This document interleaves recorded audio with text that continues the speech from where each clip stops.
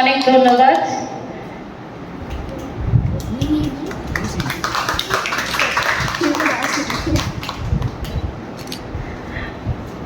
পরবর্তী রামধনু এনজিওর আগে ঠিক জানতাম না যে আজকে প্রোগ্রামটা কি হতে চলেছে, মানে মহিলাদের সঙ্গে আমার তেমন কোনো কথা হয়নি।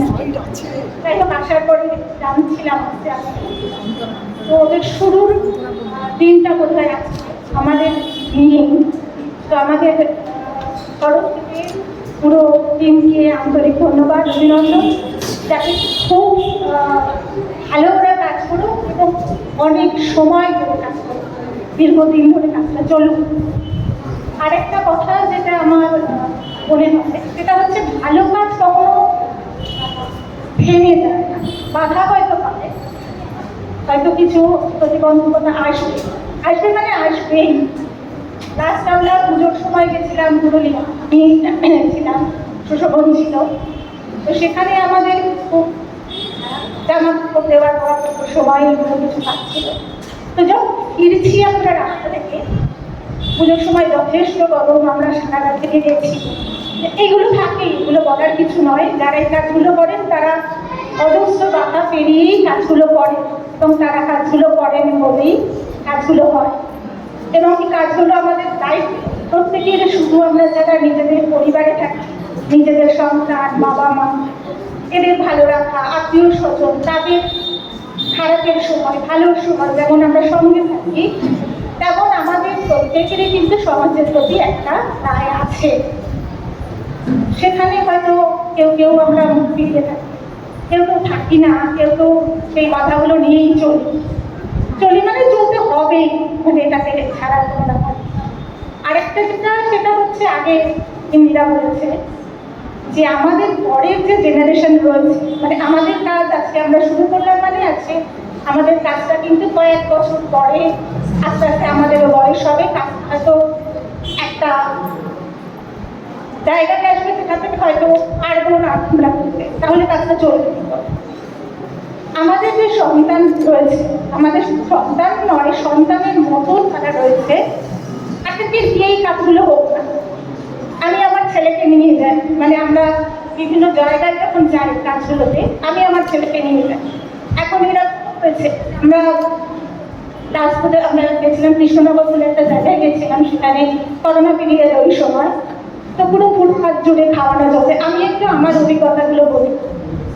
সেখানে কেক কাটা হচ্ছে, তাদের খাওয়ানো হলো, কোনো একটা অনুষ্ঠানে গিয়েছিলাম। তো এত ভিড়, একটা সময় খাবার কম পড়েছে, কারণ ওখানে বলতে কিছু হয় না, যারা আজকে সবাইকেই দেওয়া হয় যতক্ষণ খাবার থাকছে। তো সেই সময় দেখলাম ও বলছে, মা তুমি আমাকে খাওয়ার জন্য কিছু বলো না, আমি রাস্তায় কিছু খেয়ে নেবো যাওয়ার সময়। এই যে ওরা আমাদের সঙ্গে যাচ্ছে, ওরা দেখছে যে তাদের জন্য আমরা করছি না। ওই যে বললাম প্রথমে যে এটা আমার কিছুটা দায়িত্ব আমরা মাথা পেতে নিই, মানে আমাদের প্রত্যেককেই কম বেশি নিতে হয়। এবং সময়টা আমরা যেভাবে যাচ্ছি, যেভাবে করছে, সেক্ষেত্রে যদি এই কাজগুলো আমরা না করি, বন্ধ করে দিই, তাহলে হয়তো তাকানোর তেমন কেউ থাকবে না। কোনো একটা সময় আমরা চলে গেলাম মানে শেষ হয়ে গেল, টাকা দেওয়া। আমাদের প্রত্যেকেরই কম বেশি দায়িত্ব আছে, সেগুলো আমরা বুঝতে পারি না। তো সকলকে যারা রয়েছেন, সকলকে আমার ধন্যবাদ জানাই। এত সুন্দর একটা প্রোগ্রামে মহিলা থেকেছে, তার জন্য মহিলাকে একটা আলাদা করে ধন্যবাদ। নমস্কার। অন্তরা যেটা বললেন যে আগামী প্রজন্মকে এবারে সামনে আনতে হবে, ম্যামও বলেছিলেন এসেছে নতুন শিশু, ছেড়ে দিতে হবে স্থান।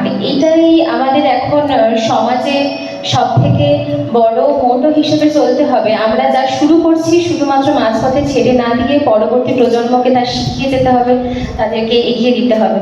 ধন্যবাদ ম্যাম। আচ্ছা, আরেকটা কথা বলে রাখি, অন্তরা ম্যাম কিন্তু একজন বিশিষ্ট লেখিকা, এবং এবছরে বইমেলাতে ওনার কিন্তু বই প্রকাশিত হয়েছে, এবং প্রতি বছরই হয়ে থাকে। একটু হাততালি ওনার জন্য। অন্তরা ম্যামকে আমাদের জিল নোশনের পক্ষ থেকে বরণ করে নেওয়ার জন্য ডেকে নিচ্ছি স্বপ্নীল বলিয়ানকে। স্বপ্নীল চলে এসো। আপনাকে আমরা পাশে পাবো তো এভাবে? পাশে পেতে চাই সর্বাঙ্গীনভাবে।